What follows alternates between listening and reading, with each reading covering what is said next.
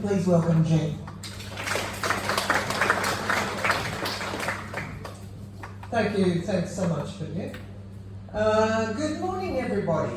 I hope that I am going to be able to give you some valuable, interesting information, although Lorene has got in there first with all the stuff that she gave you earlier.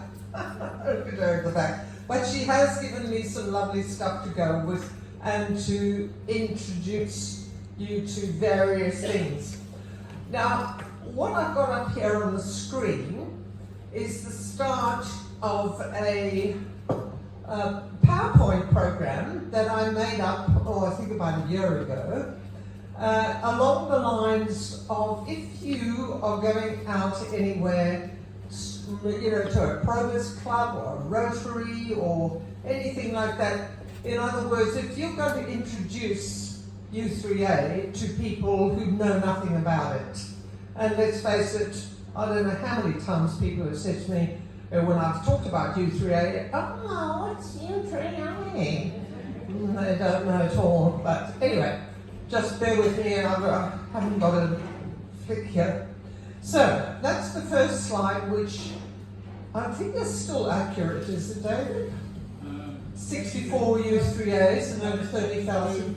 Tasmania. It's 23,000. Wow. 63 U3As.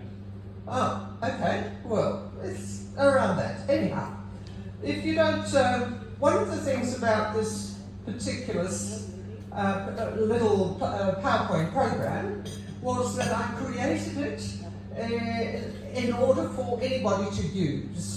In fact, I think it has been put on the network website. If it hasn't, then it should be. You can take it, download it, and because it's PowerPoint, you can change the slides to what you need or what you want. But first of all, I thought, right, these are the basics of who we are. We're a voluntary, non-profit organisation. Our aim is to give social and intellectual stimulation for retirees, lifelong learning. We have self-help groups. We are self-help groups built on the premise of using the acquired skills of the membership. And no qualifications are required, and no exams and no awards. Learning for fun and to overcome loneliness in a supportive environment. Those are our aims.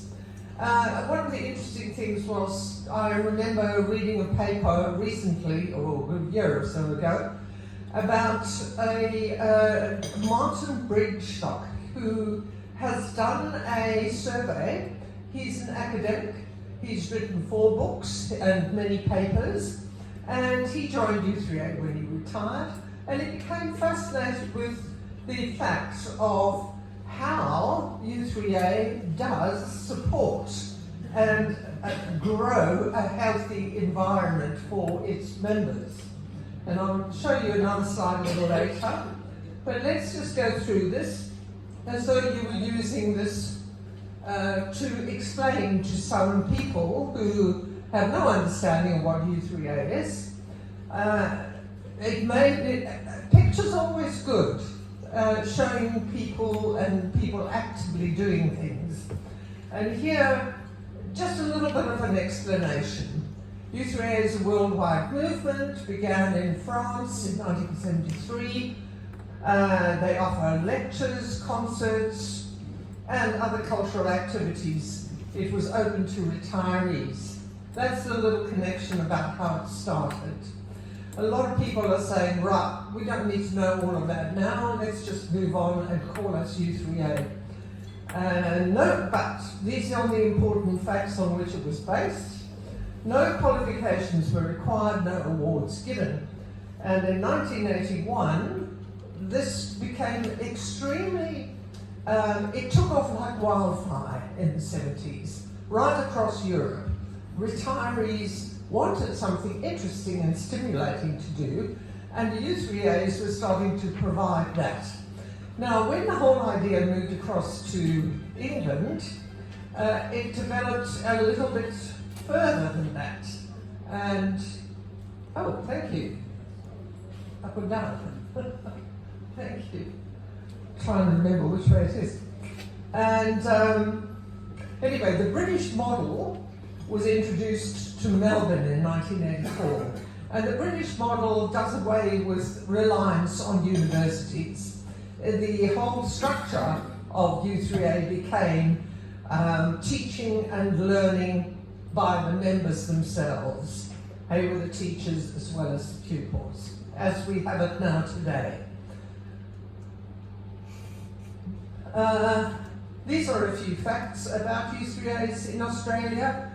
More than 250 groups in Australia overall, with about 100,000 members.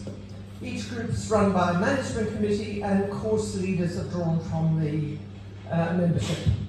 Participants spend more than 20 million hours annually on mental and physical activities, as well as socialising. What do they offer, U3As? Each U3A provides informal education classes, a program of weekly activities, and subjects are offered embodying the principles of lifelong learning. And they provide venues. And here's a few illustrations of discussion groups, books and reading, learning, astronomy, both outdoors and indoors. Something like learning Italian, learning languages is a very popular activity for U3As. Games and cryptic crosswords are also popular. This is somebody telling their life story, and physical activities, walking groups, etc. Balance and balance classes and cycling. And day and night excursions. Excursions are important too. So this was Dr. Martin Bridgestock. I mentioned him a little earlier. And he said, the importance of U3A lies in the way they offer their members three kinds of valuable experience: a range of courses for intellectual stimulation, some form of physical activity, and opportunities for social links and interactions. Those three areas, or those three avenues, are vital for the importance and the well-being. And that he concluded the activities promoted by U3As are strongly beneficial to the physical and cognitive health and well-being of their members. That was his conclusion after studying U3As all over and comparing them to other clubs or other organisations like Rotary or Progress or some of the other senior clubs around. And the three branches of intellectual stimulation, physical activity and social interaction are what are the winning combinations for a healthy group. Right, so that's one particular PowerPoint that you could use. Now, let me see how I get on. Now, Lorraine has given me a whole bunch of engaging material here, which is, this is about promoting your U3A. Colourful, eye-catching, those are the type of things that are very relevant. There's another one, lots of colour, photo, eye-catching, and saying exactly what they do. Can I just interrupt with that one? The one you just held up, Jean, was shown at the 2015 conference in the Southern Highlands, and at that conference they had a screen, and when you came into their meeting, to their meet and greet night, they had on the screen flashing over a picture and messages from every U3A in the network. And it was wonderful because it gave us all an opportunity to see what the other U3As were doing and how you could get excited about what was happening. And that picture there was for South Lakes, which had literally started 2 months before. And I thought, oh, they're not going to have anything about South Lakes, and that's what they put up on the screen so that we could be included in the network's pictures. So I was impressed with that, which is why I've kept it. Thanks, Lorraine. Yeah. Okay, so we're talking about publicity and promoting your U3A. Damn, sorry.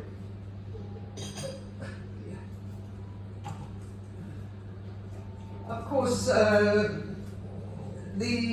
what I have here is something that the Queensland Network have put on their website as advice to people who are just starting off, maybe.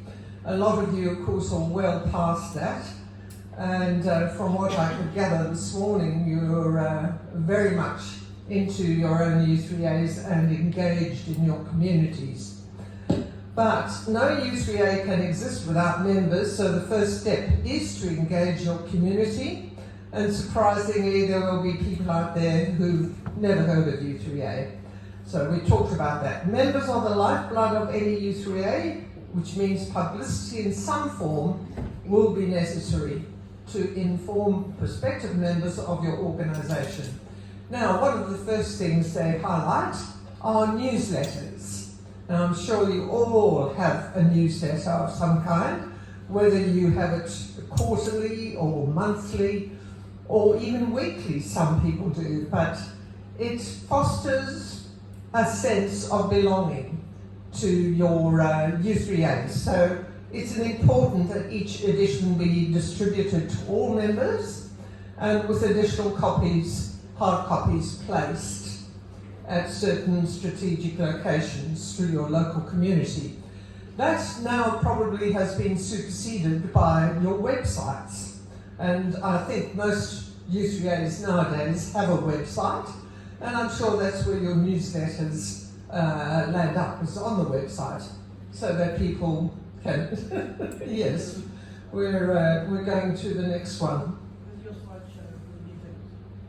Oh, this is it, is it? Thank you so much. Yep. Right. There we go. Yeah, so, as I said, getting started, help promote your U3A to attract new members. You need a dedicated person, probably, to help with your publicity, public relations and advertising. So somebody on your committee should really be in charge of that. Your newsletters, they play an important role in keeping members informed. They should also provide information on courses, activities that are happening, and don't have any material that shows bias in any ways. Your membership will be probably a wide range of the community, and certainly you don't want to favour one part of the community over another. Encourage contribution from members. Ask them to send in little news clips, little stories, anything that you would find interesting or would explain the activities of a U3A or what's happening. Be aware also of copyright. If you're publishing or using any material, be careful of that. Use clear typeface and find copies of newsletter and programs from other U3As. Have a look at other U3As' websites. That is one of the most important, as I said a little earlier, of people now, of U3As, is to have their websites and to have interesting things on the website. Photographs are always attract people. And I can say Lorraine's been taking photographs all the time around, and I can see that's going to land up in her newsletter, I'm sure. And hopefully you'll all have a look at that. Now, the class schedule, of course, is your program, and that too should be accessible on your website, or of course, if you're if you're sending out class programs to your members, then certainly sending them out in some kind of digital format is the less expensive way to go. There's still people who are printing all their programs and sending them to members, which is quite an expensive exercise. So if that can go on your website, so much the better. Email, hard copy, newsletter, website and Facebook page are where your class schedule should be. Networking, establishing contact with those nearest to you. I was delighted to receive an email a week or so ago from the president of South Lakes, Kit. He didn't come to the conference, unfortunately, but his remark was, "It's working." He had asked, or he had emailed the program to Lake Macquarie, who are fairly close to South Lakes, and advised them that there were positions in the class that if their members were in the size that if they were interested, they could certainly come along to the class. So that was his, we talked about that, we talked about it many times, trying to give people the opportunity to go to a U3A close to them, to perhaps fill up a class, or just to enjoy a different class. So that can be good, networking, establishing contact with those nearest to you, and you can, the U3A should benefit from interaction with other groups, stimulation, different ideas, all of that, you know. Attend forums and state conferences if you can. Well done to all of you for coming to the state conference. It's very good for interaction for people. Yes, a dedicated publicity and advertising officer. We've talked about that, and I think that's probably an important part of promoting your U3As, to have a person who is dedicated to doing that.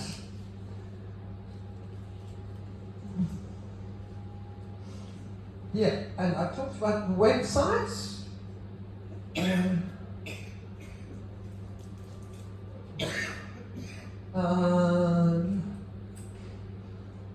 Yeah, it doesn't have to be a complicated website, just something simple, something explaining who you are and what you do.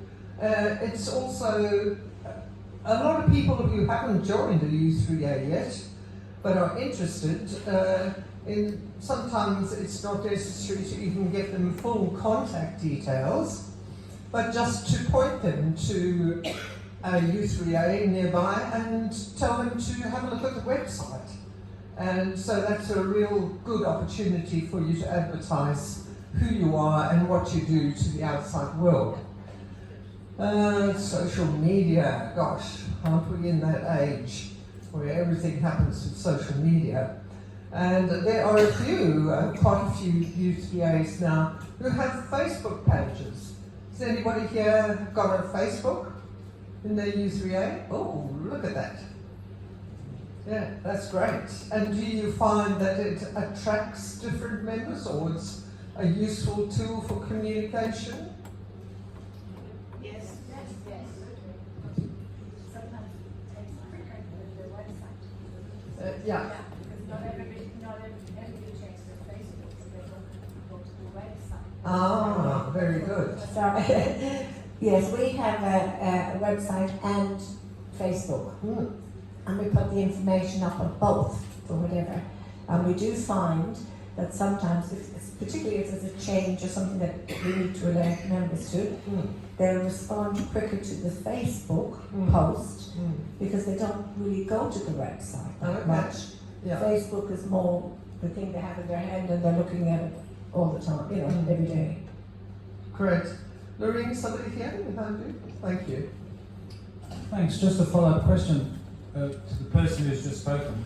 So who makes the Facebook posts? So let's say there's a class is cancelled which is meant to happen in an hour, who has access to the Facebook page to make the posts or make the changes?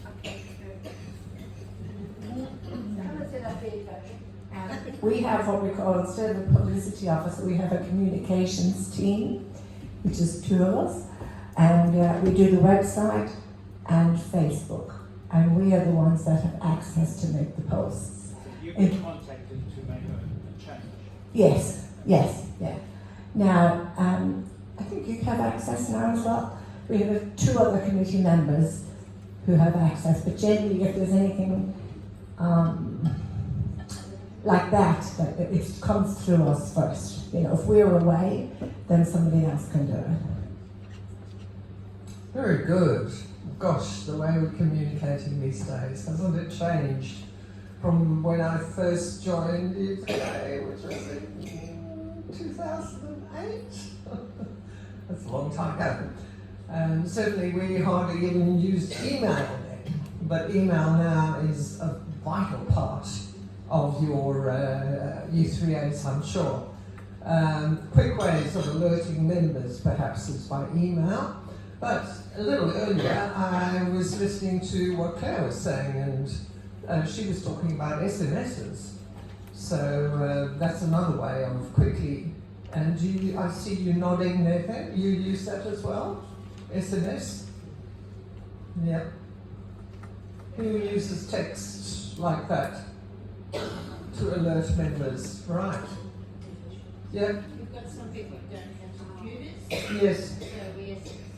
So you send them an SMS instead. Fair enough. Yes. Email, of course, is very useful. A comment just up here is that some people only read their emails once a week, which means if you want to get the message out quickly, then that's not going to happen. So SMS, what do you do, Glenys, if you're knowing that? We send an SMS. They send an SMS, so yeah, works well. People, Elizabeth? I'm very good at sending SOSs.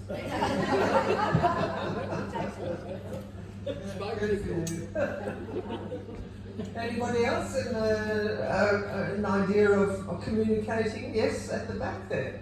I use SMS to advise members of any changes in courses, which leaves me with just a few people to ring landline because you can't catch everybody. But you're quite right, some of our members, we get replies back saying their inbox is full, so they obviously don't read their messages at all. But look, a couple of things about sending out multiple address emails, if you are doing that, and sometimes you have to.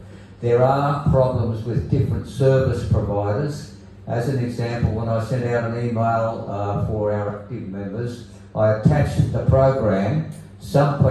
Many people got the email with the program, some people got the email without the program, so the provider had stripped it off, and some people didn't get the email at all. So you have a mixed bag. If you're using Gmail, you've got a limit of 200 addresses for an email, and 800 per day.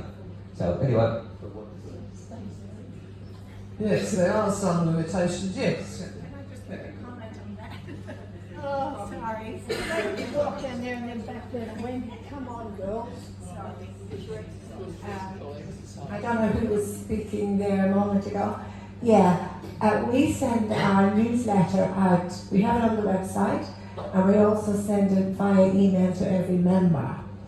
But what we do is we break it up into groups, 5 different groups, so that the maximum we would send in one group would be maybe 75, so that there's less chance of it the attachment being lost or bouncing back.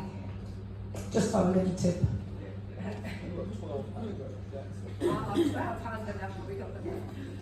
Yes, we have that restriction at Port Stephens U3A, my U3A, and I know the secretary has become very adept at sending out bunches of emails to members, not the whole lot all at once, because it just falls over.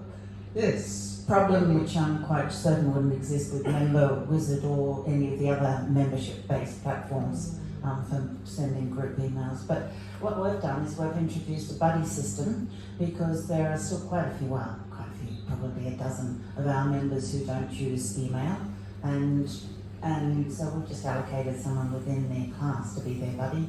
And when they get the email, they phone them up and say, have you seen that this change of course is happening or whatever. They're responsible for them. Yeah. So, have you got Member Wizard then, Wendy? No, we do not. Okay. No, we have another platform that certainly Right. serves that purpose. We have one a slight hiccup is when people change their emails and don't let us know. Yeah. Yes. That's very important. In fact, you've just highlighted the fact that whenever you change any information, you need to inform the important people in your life, like U3A. David, yes. We use MailChimp Uh-huh. for the newsletter. Right. We just send a link. It's the same link every month, but just a reminder that the newsletter is out. Yes. Because Yes. we send 1,200 emails a month. Yeah, we use MailChimp. You can't put attachments on emails in MailChimp, but you can put your message on the website or your newsletter and send out as many emails as you like in one hit. Just with a link. Yeah, and what MailChimp does, it knows when the emails have been opened, and if there's any problems, you get a list. It'll bounce the email, and you can get a list of whose email isn't working, because quite often they change it and don't tell you. Pretty useful. Or they take themselves off. They can they click the unsubscribe. Yes, they can unsubscribe. It's a legal right. They have to be able to unsubscribe, and some of them do it accidentally. So if anybody unsubscribes, I usually phone them to see if it was accidental. Sometimes it's not, because we have husbands and wives that are members, and they don't both want the email because it's the same email. And MailChimp won't send two emails to the same email address, so it automatically calls out the pairs. Okay, thank you. Thanks, David. All right, moving along now. These are also some ideas, one of which is to have an open day. And there are some U3As I know who enjoy putting on, at the beginning of their year, an annual day, open day for old members and new. So in other words, existing members, not old. We're all old.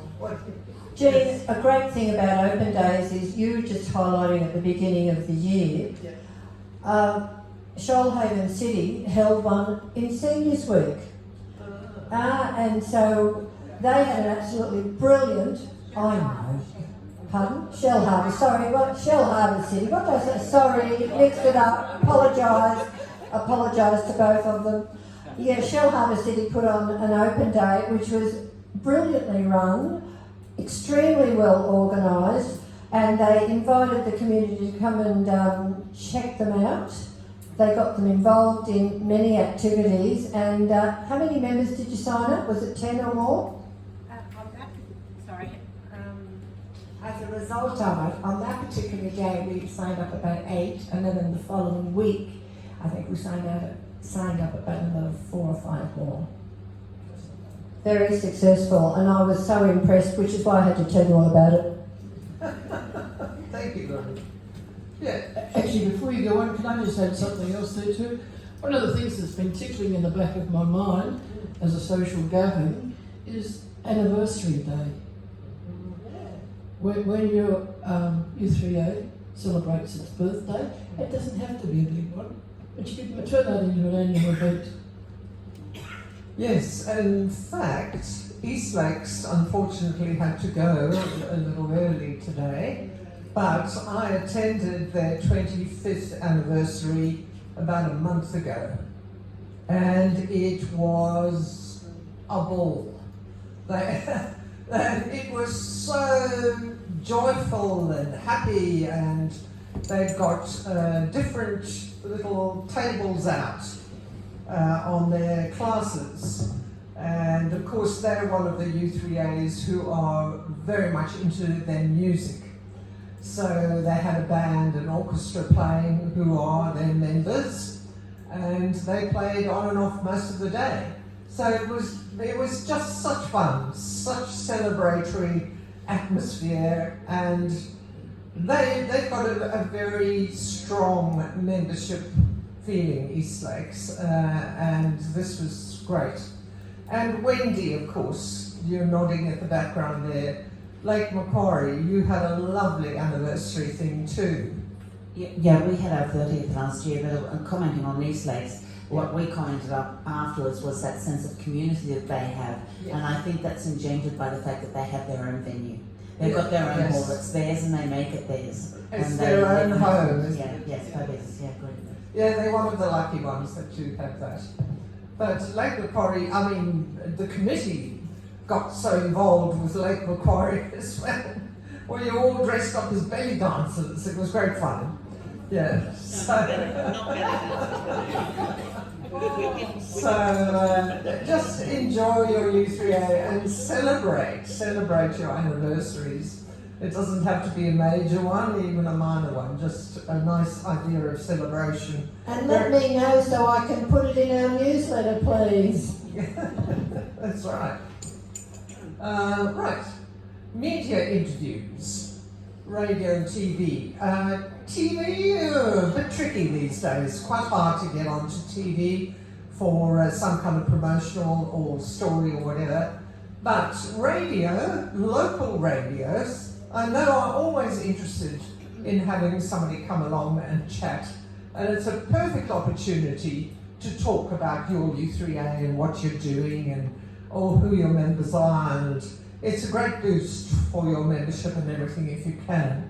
And sometimes I know Port Stevens local radio, they actually run a monthly ad, which needs updating actually.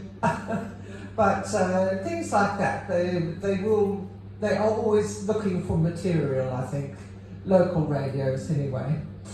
Excuse me, Jean. Sorry to interject again, but I'm glad you've raised this because it's something that I wanted to comment on our region that might apply to others. Our local community radio station is 2NUR FM, and it's run out of Newcastle University. And it is the main radio station that most of our members look to. And I would like to speak to other U3As in our area to see whether we might do a combined weekly appearance, like an hour, half an hour every week on this, talking about the classes that we run and the teachers that we have, an interview, that sort of thing. So stand by to get an email, Jean. Certainly, yes, a great idea. Yeah, very much along the same train. Orange has formed a partnership with the local community radio, and we can put anything we need to advertise on it at any time. That's great, that's good. And when we just had our open day back in February, they did a live broadcast and spoke with many of the course leaders. Right, well that's an idea. Has anybody else thought of their local radio? Glenys here from Shoalhaven. Yes. We've got a local community radio, and I haven't done it yet, but they will do an advertisement for us. Okay, good. Yeah, that's nice.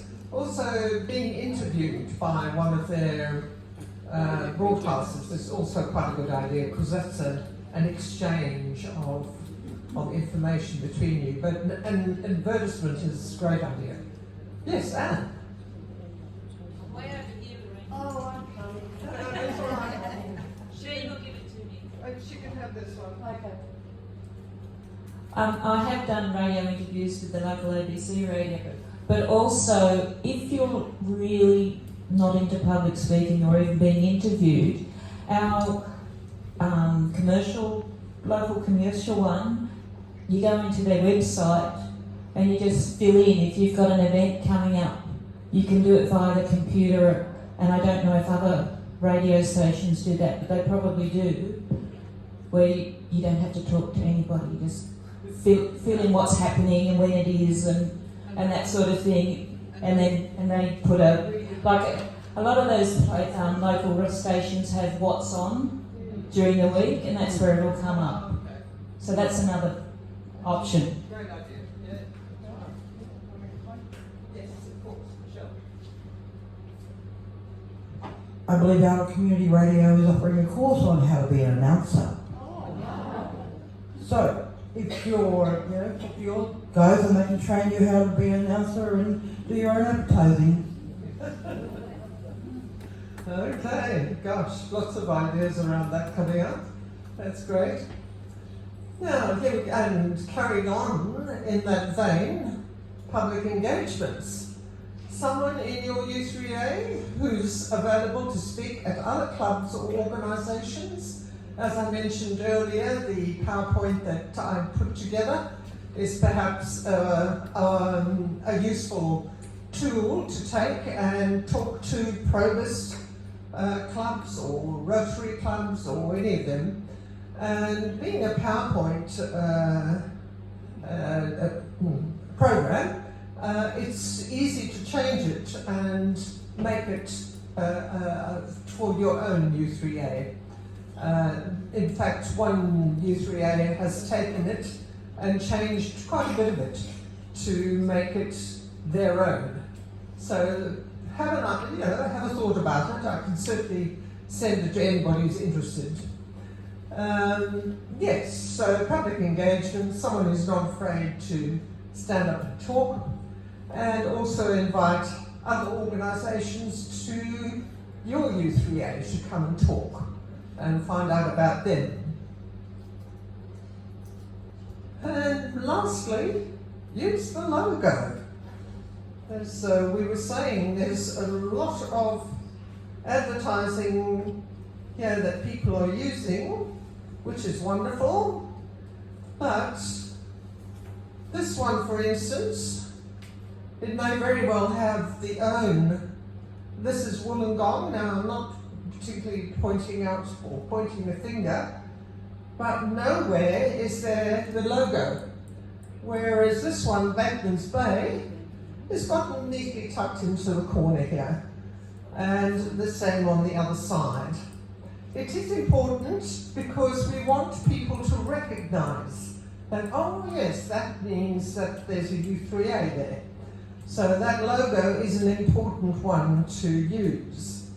And also, if you're making brochures or leaflets or whatever, make sure that they are easy to read and colourful. Don't be afraid to make them colourful. Don't have big... This one, South Lakes. Well, we know who was probably responsible for that. Yes, there she is. No, it's lovely, Lorraine. It's colourful and it's got people in it. Well, you always find it more interesting if there are people there. So, what else? These little leaflets that can be used as bookmarks. They're very useful to have around. And don't forget to take your leaflets and brochures and everything round to the library, to doctors' rooms, to... Yes, Lorraine. Oh, you were saying something important then and you interrupted yourself, but I just wanted to point out that QR codes are the latest way of doing things. And on that flyer, little brochure that Jean held up then, that comes from my U3A, Milton Ulladulla, and we first advertised them without the QR code, and then some smart person said, well, what about a QR code? So of course we got a QR code, and it's now on it because people these days QR code so much stuff. So it's good to have, in my opinion, a phone number which is a generic phone number for your U3A, because some people just like to talk to you and ask questions, or to have a QR code that takes them to your website or gives them the information they want. Good. Yes, David.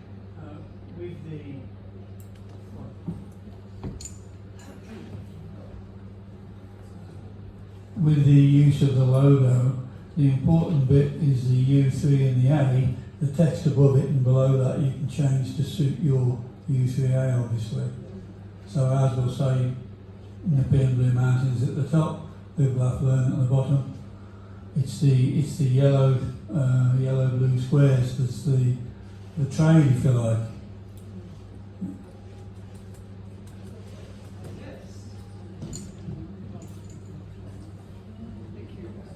Thanks. Lynn Farrabakers Bay, one of the things that we do, we have a publicity group and we do the flyers once you show. We also actually make bookmarks and business cards. And business cards are proving to be quite popular. Oh yes, Lorraine's a great fan of business cards, yeah. I knew you were going to say that. They can be put in a pocket, and then when people get home and empty their pockets, they say, oh, I just might better do that. Yeah, Liz? Yes, that's right. One of the things that we've noticed works really well is our A-frame. We have it outside on the footpath when we're there, and we have so many walk-ins. I believe about 100. No, but they just walk in because we're in the office and we sign them up straight away. The other thing that is starting to work really well, it's taken me a long time to get it to go. When we go to doctor's surgeries, we don't ask to put it on the coffee table. I ask for the practice manager and give the practice manager a bundle of brochures to put in the tea room for the doctors and the allied health. Now, if you do that, then they will read through it and think, oh, I've got all these people who probably enjoy this, particularly lonely people. And that's what I say to them. Oh, here's the brochures for the lonely people. And they go, oh, thanks very much. And we get doctors' referrals. Oh, lovely. So it's worth doing it a number of times. Yes. But then we're getting to people who probably we wouldn't get to normally. And the doctors become our advocates. That's right. And doctors usually are looking for something to suggest to their older members who may be going through all kinds of difficulties. And it's wonderful that they feel that they have this product. Yes, Maria. Another thing, Glenys has raised doctors' surgeries, and I'd like to suggest that we talk to the real estate agents, because people move into our retirement areas, for retirement or relocate like I did recently, and to have that brochure tucked in a little handout that real estate agents give their new the new people that have bought a property, that would be helpful for them to find their way around and give them a good idea. So why not that too? Particularly in our area, there's so many new people all the time. Yeah, that's right. New people moving. And go on, Wendy. Just a quick question regarding the logo. So the 3 squares that are the logo, what about the surrounding rectangle? Is that part of the logo? Yes. Well, yes, it is. But I guess if you wanted to reduce it, or you probably could. But the important thing is that the coloured squares U3A, they stay in proportion. In other words, you can shrink the whole thing to be quite small, or you can enlarge it, but the letters and the 3 should not be changed. And the colour, that's important too.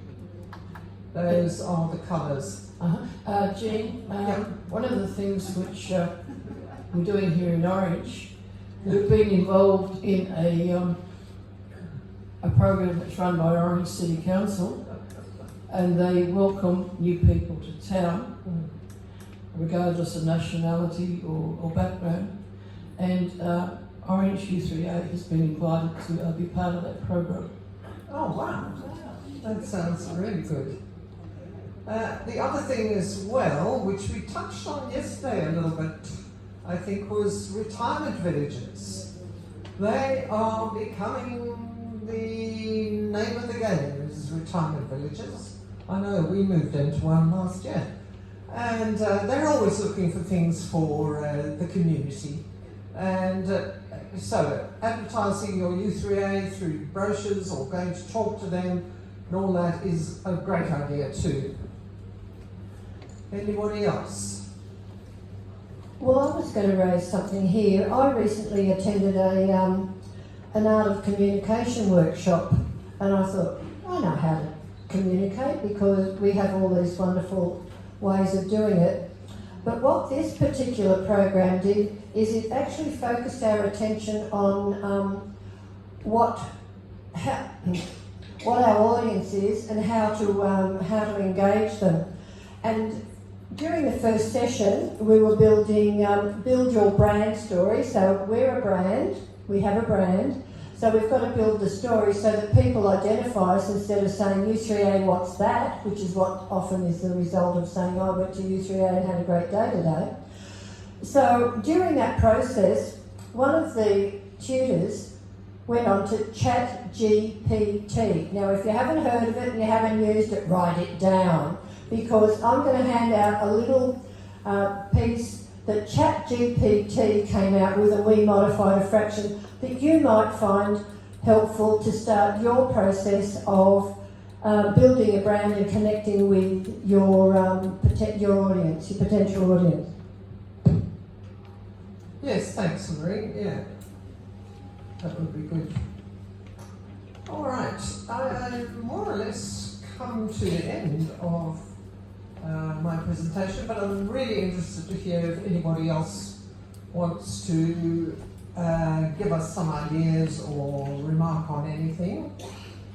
And if you'd also like any of what I have produced, and please just come and chat to me and I'll take your email address. Claire?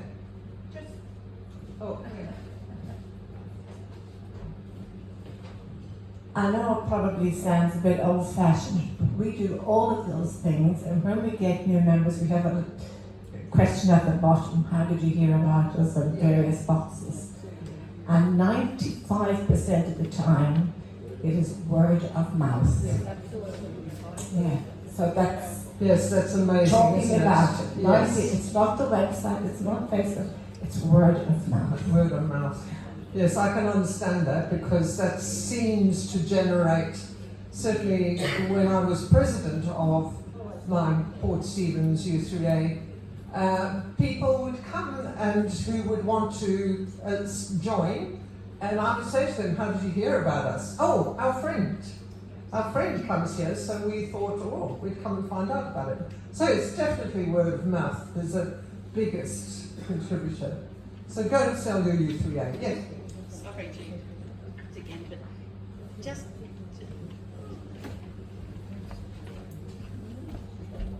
thank you so much. Sorry, but just to endorse Laureen's comment about ChatGPT, that's a brand name for a generic AI application.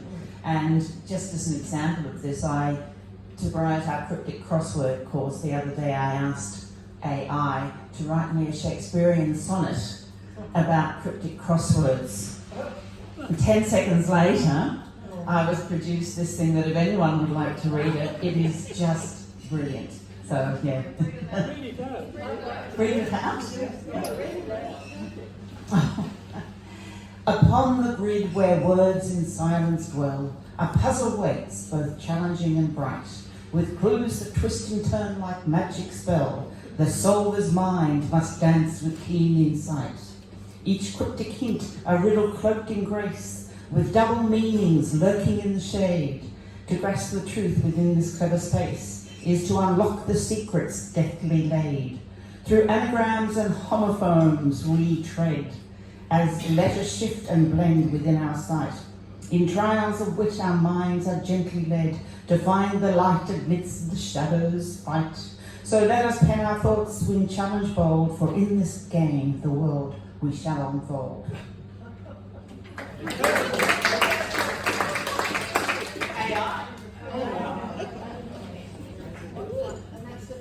So Maureen, this paragraph you've handed out, so we can use this freely in any of our advertising and for Yes. communications? Yes, you can. Are you happy for us to? I'm very happy. Yeah. I'm very happy to share this. The thing I'd like to point out is it just says discover friendship, fun and purpose. It doesn't mention U3A's history or anything like that, but it's giving them something to engage in and to look forward to. So your next chapter starts here. I mean, oh wow, you know what it's like when people say, hey, do you want to give this a go? So that's what it here. If you don't like the wording, you can change it yourself. But this is just to give you an idea. And as you can see, to find out more, contact so-and-so. It could be such and such U3A on this phone number between certain times. And that way you can get your message out. And it was just so quick. But I had one of the girls supporting me. We went through that and actually created this basis by just us reviewing and thinking, well, this is our audience and this is what they want to do and this is what they, you know, their possible situation is. But they put the words together like that, which was less words than I'd used. So it's good sometimes to be concise and to the point.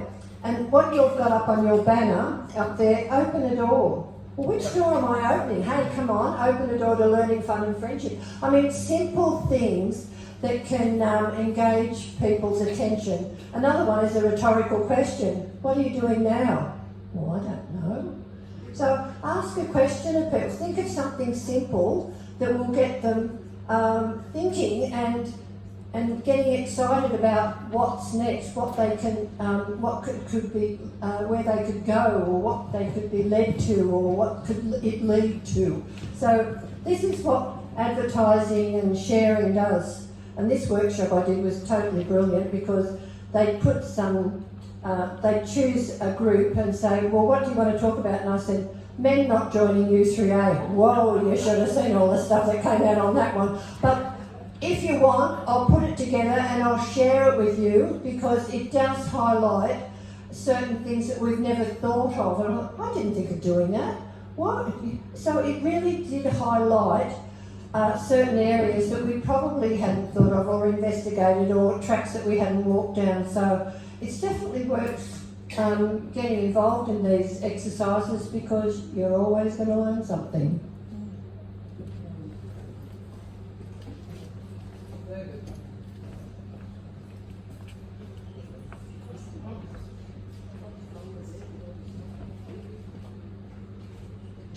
Hello, thank you.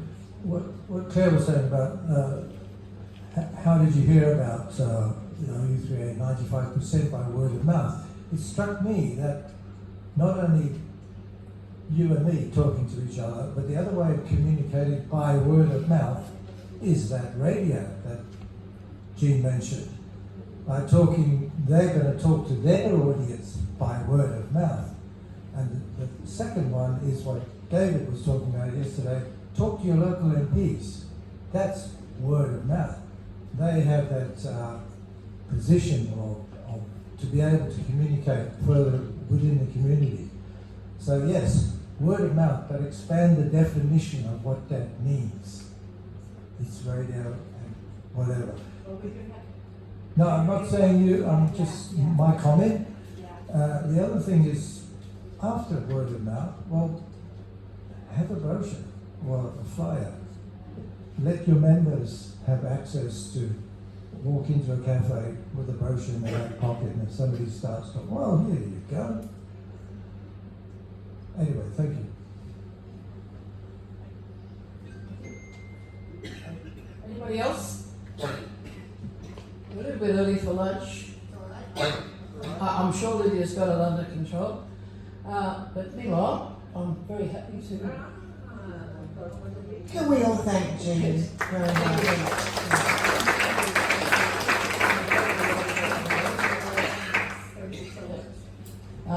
Okay, over to you, Lydia. Can I just reinforce ChatGPT? Not only just for your U3A use, but for personal use. So I used it the other day. I typed in, design a travel capsule wardrobe for 6 weeks travel Summer in Europe, base colours, navy and white. Oh, it came with the number of tops I would need, the number of pairs of trousers, shoe suggestions. It was amazing. Now, it's a bit of a blunt instrument. It won't do everything, so I don't think it's going to take too many people's jobs. But it's great fun to play around with. So do have a look at it. You can design your travel itinerary. You can do all sorts of things. Yes? ChatGPT.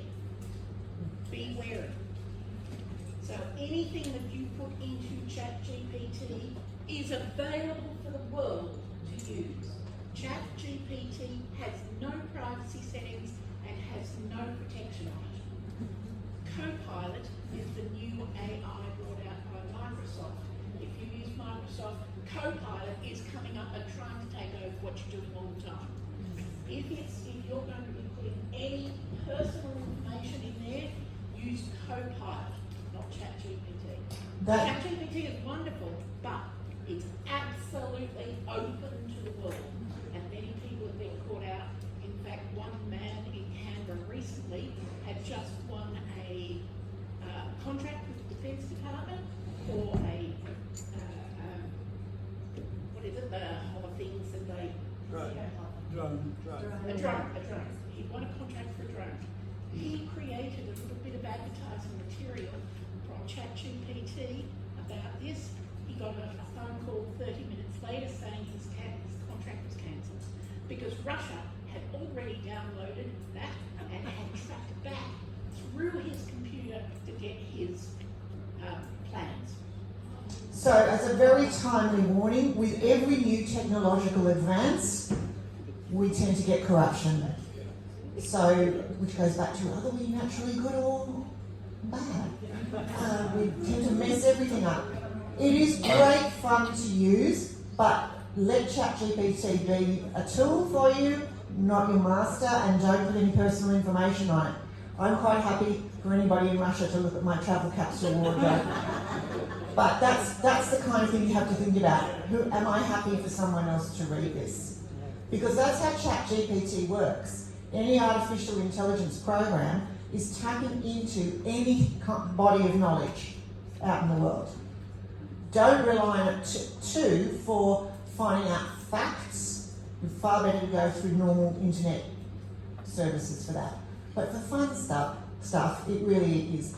Compose a letter to my local MP being angry about the times that my garbage is collected. And it will do it. And if you read it, it says, oh, make it angrier. It will reframe it.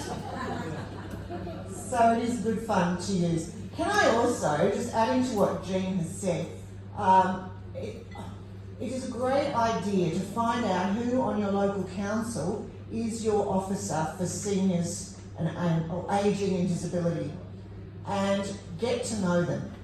Get to know them so that when they think of something that they're about to do in your council area, they'll think of you. So just developing good relationships with council, I think, is a really great thing to do. The other thing, of course, is in another 10 years, the state conference, like this one, is going to be discussing how to use Instagram and TikTok. Because for young people, Facebook is now old hat. They don't use Facebook. They use Snapchat, they use TikTok, they use Instagram. That's where we'll be in a few years. It's rushing past us at the speed of light. So that's good. Now, talking about technology, we've got just a few minutes to fill in before lunch. So, we're going to put our conjectural hats on. And if you're sitting at a table by yourself, do feel that you can join another table. We're talking about technology. I want you to introduce you to somebody. His name is William of Ockham. He lived in the 13th century, and he was, if he walked into any room, he'd be the smartest man there.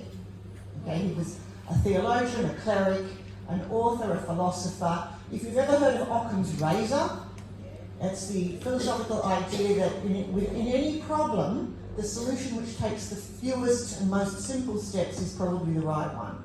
So Occam's razor, it's a really good thing to look up.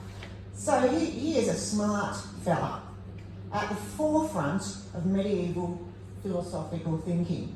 I want you to imagine that some form of time travel has now happened, and you have William of Ockham sitting in your living room, and you have to explain a mobile phone to him. Now, not how it works, because I know none of us know how the jolly things work, but what it is and what it's designed to do. How will you explain that to someone who lived 800 years ago? So in your tables, have a bit of a chat. What language would you use? What concepts would you need to explain? Go for it.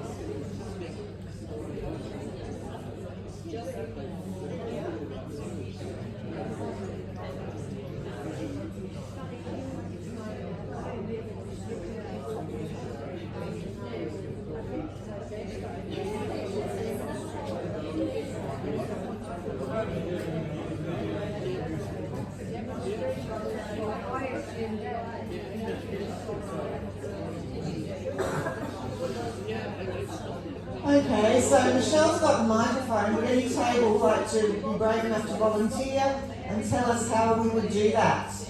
Up the back there. Lorraine's dobbing someone in. She came up with a suggestion. It's a talking box. A talking box? And what would be the next question he would ask? What does it say? What's it do? I can talk to you even if you're a long way away. I just talk into it. Okay. Anyone else got some suggestions? Over here? If it's summoned by a ring, he would know that somebody wants to talk to him, so he would be summoned by a ring. So the ring of the phone, yes. You mean? So he would know that he'd be able to understand that. And as well, he might have a different language, so it'd be hard to hear. Well, we're going to presuppose that you can communicate, because medieval English would be interesting to listen to. He would assume he'd be able to converse in Latin, but of course we can't. Fly on the wall, no service provider. You won't be able to talk to anybody 800 years ago, even if you've got a mobile phone. Thank you. But my first word was magic. It's a magical box that allows you to talk to people in the future. Like that, in the future, you'll be able to talk to people using. Because a lot of what was magic back then is now scientific knowledge. Very true. Now, I do have to say that William of Ockham was a rationalist. he would not have accepted a magic explanation. But where else do we go when some of the concepts that we take for granted he doesn't have?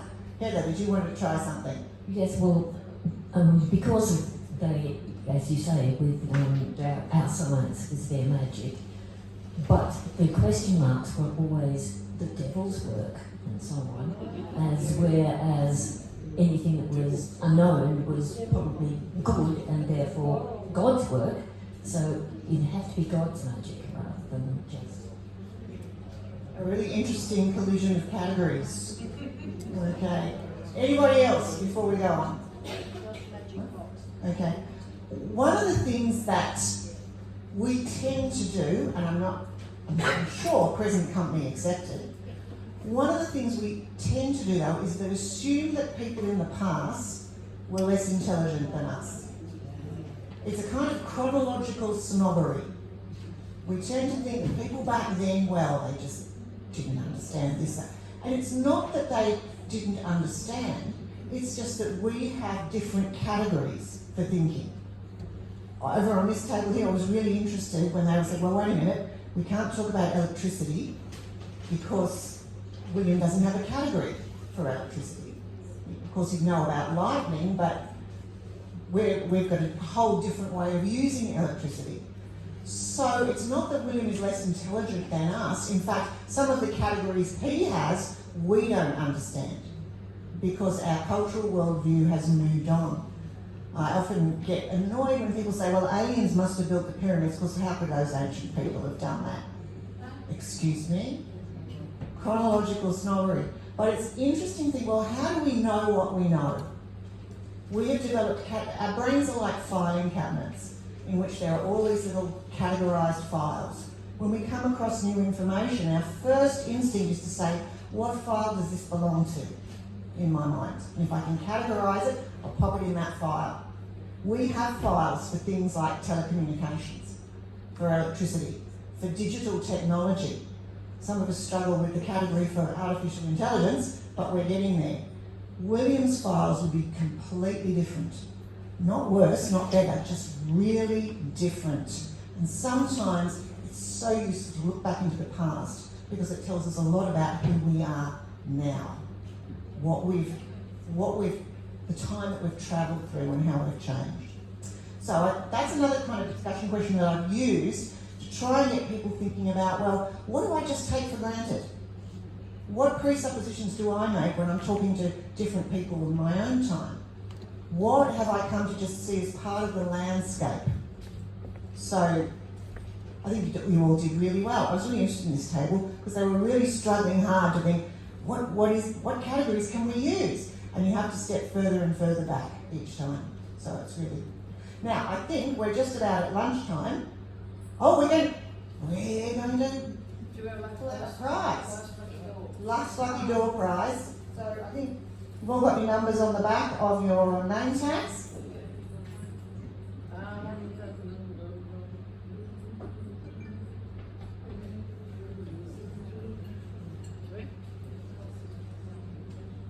Okay. Right.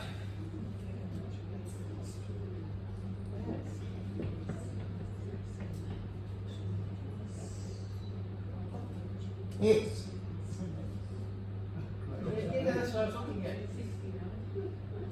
So it's 60?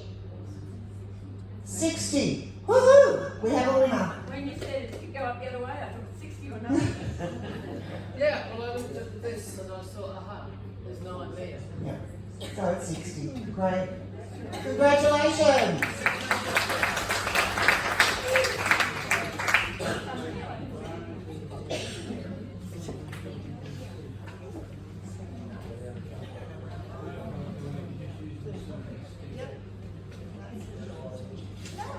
Now we're just about to break for lunch. We have an hour for lunch.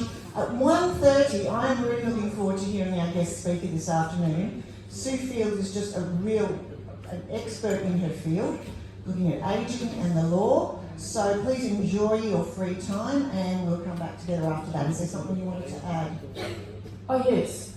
Has anybody been exploring some of our shops? If you haven't had time, Step around the corner here and go to Dirty Jeans. You'll find it fascinating. Okay, have a lovely lunch, everybody, and we'll see you back here at 1:30. Dirty James is full of stuff you don't need, but you really love it.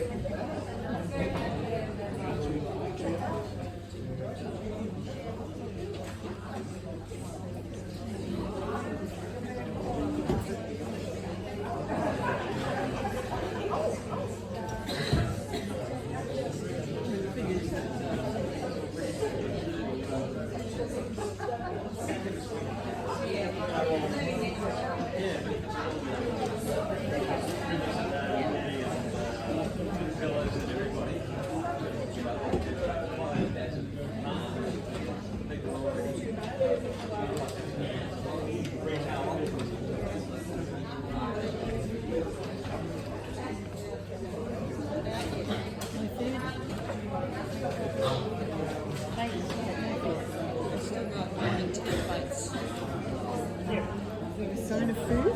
Yeah.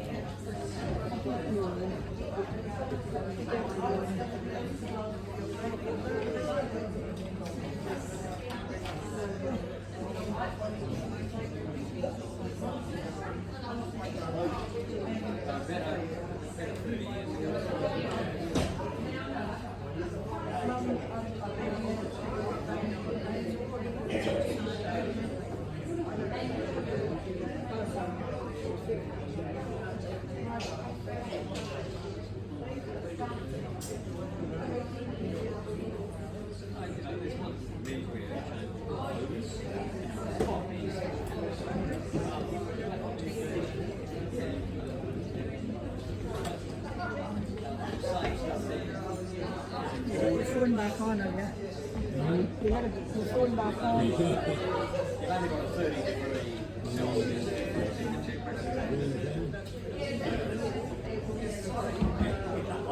rugby shirts. Rugby, no, we don't take rugby shirts. It's the rugby shirt. Lunch is now served. It's out there ready for your perusal.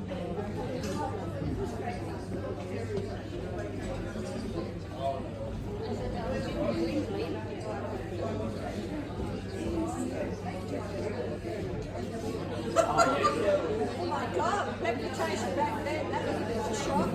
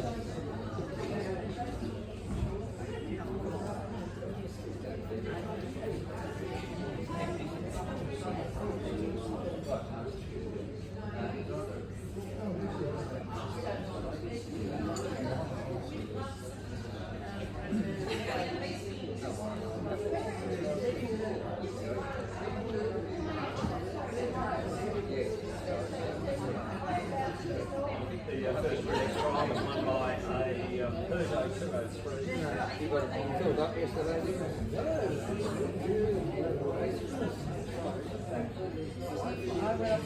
I went up to him and went, I hear you.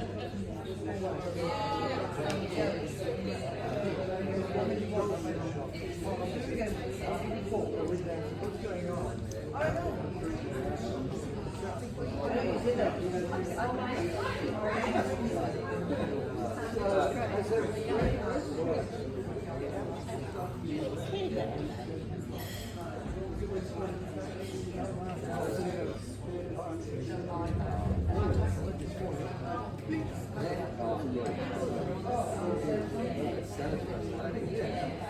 I called it the old spent half an hour trying to find it. How are you doing, darling? How are you doing?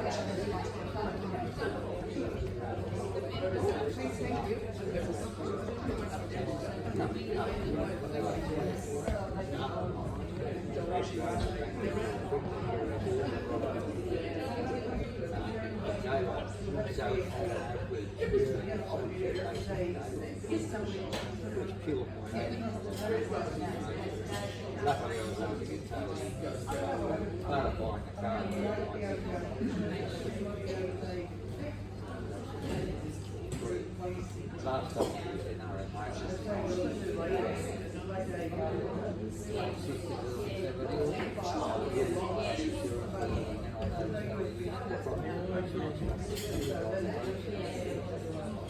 there should be some sort of if we're using both services.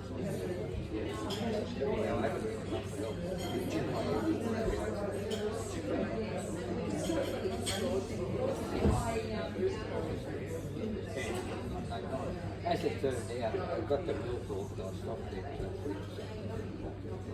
They have a big and the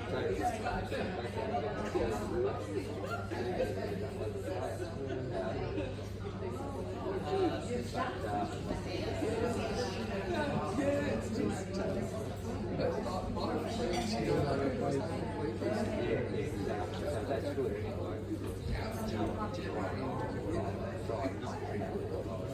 So I had a 5 choice 3 lots of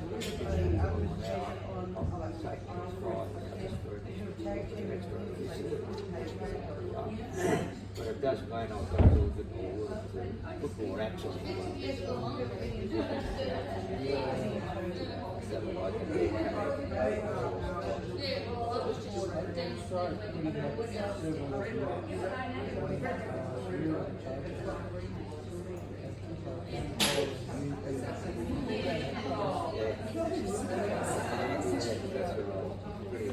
well, Millthorpe does have two, but they're running right out. I think Slaney is a bigger town, doesn't have any. So I wouldn't have done any good at Millthorpe anyway, because it was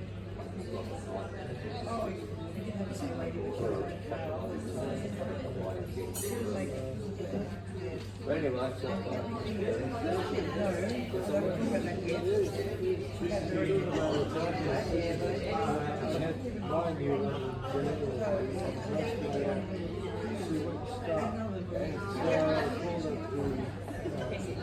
agent said, well, what's going on? And they said, put NRMA in. So this is the test. And they said, well, water.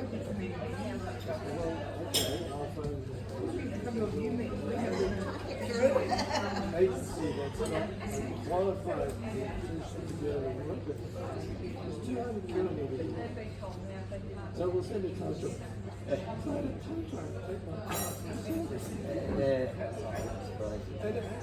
We reset the whole thing and tested it. 2 to 3 days. Overnight baby. 100 times.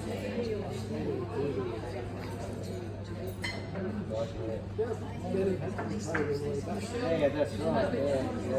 Lydia RMC's in the picture. Oh, okay. Yeah.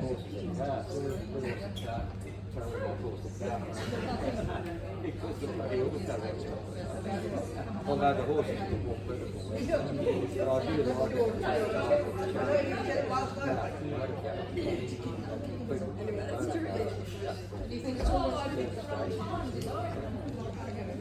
So it's happening.